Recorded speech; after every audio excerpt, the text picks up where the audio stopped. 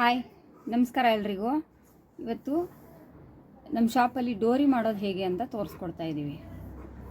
ಇದೇ ಥರ ಟಿಪ್ಸ್ಗೋಸ್ಕರ ನಮ್ಮ ಶಾಪ್ ಯೂಟ್ಯೂಬ್ ಚಾನಲ್ನ ಫಾಲೋ, ಲೈಕ್, ಶೇರ್, ಸಬ್ಸ್ಕ್ರೈಬ್ ಮಾಡೋದನ್ನು ಮರಿಬೇಡಿ. ನೋಡಿ, ಕ್ರಾಸ್ ಪೀಸ್ ಕಟ್ ಮಾಡಿಕೊಂಡ್ರೆ ಡೋರಿ ತುಂಬ ನೀಟಾಗಿ ಬರುತ್ತೆ. ಎಷ್ಟು ಸಣ್ಣ ಬೇಕಾದರೂ ಮಾಡ್ಬೋದು.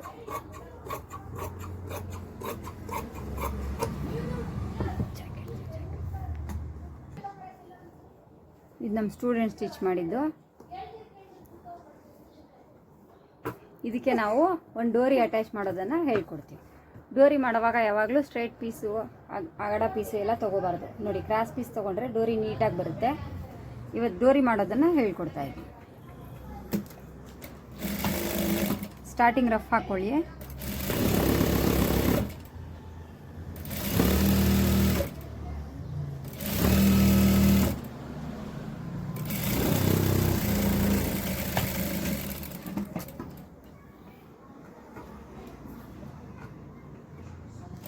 ಎರಡು ಸ್ಟಿಚ್ ಹಾಕ್ಕೊಳ್ಳಿ. ಡೋರಿ ಗಟ್ಟಿಯಾಗಿ ನೀಟಾಗಿ ಬರುತ್ತೆ. ಟರ್ನ್ ಆಗೋಕ್ಕೂ ಈಸಿ ಆಗುತ್ತೆ.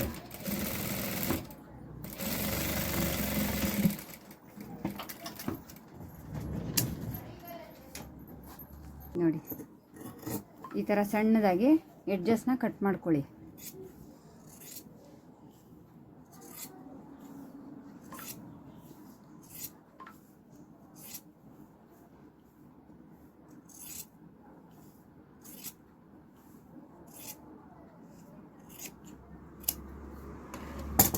ಇದಕ್ಕೆ ಸೂಜಿ ದಾರನ ಈ ಥರ 4 ಎಳೆ ತಗೊಂಡು, ನೋಡಿ 4 ಎಳೆ ತೊಗೊಂಡಿದ್ದೀನಿ.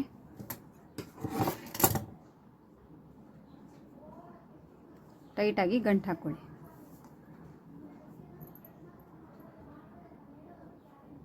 ಎಲ್ಲಿ ಚುಚ್ಚಿರ್ತೀರೋ ಅಲ್ಲೇ ಮತ್ತೆ ಹಾಕಬೇಕು.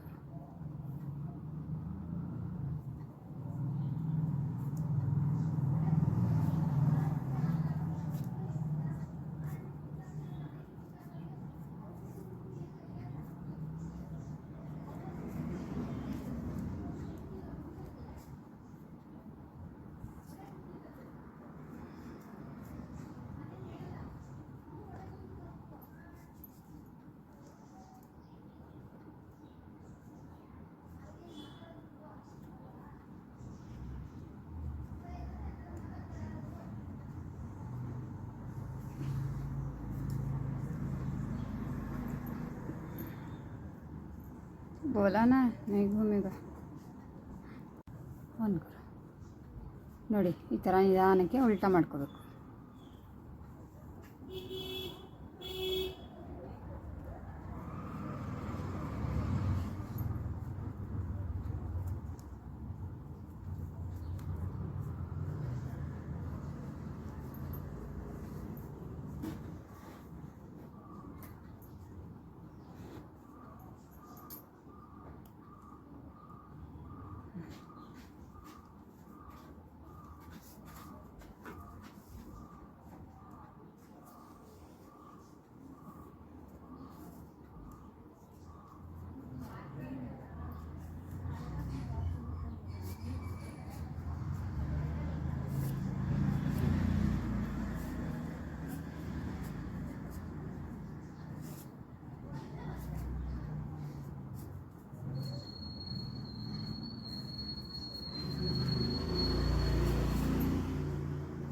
ಇದು ಬಟ್ಟೆ ಸ್ವಲ್ಪ ದಪ್ಪ ಇರೋದ್ರಿಂದ ಟರ್ನ್ ಆಗೋಕ್ಕೆ ಲೇಟ್ ಆಗ್ತಿದೆ.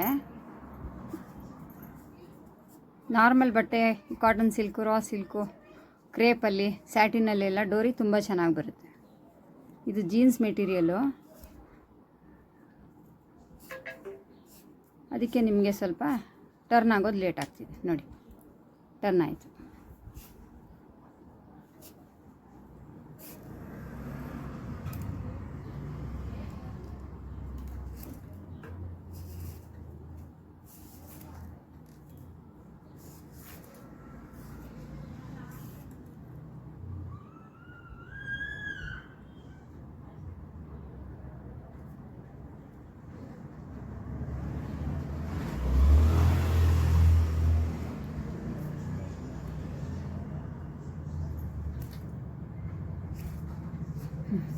ನೋಡಿ ಈ ಥರ ಡೋರಿ ಮಾಡ್ಕೊಂಡು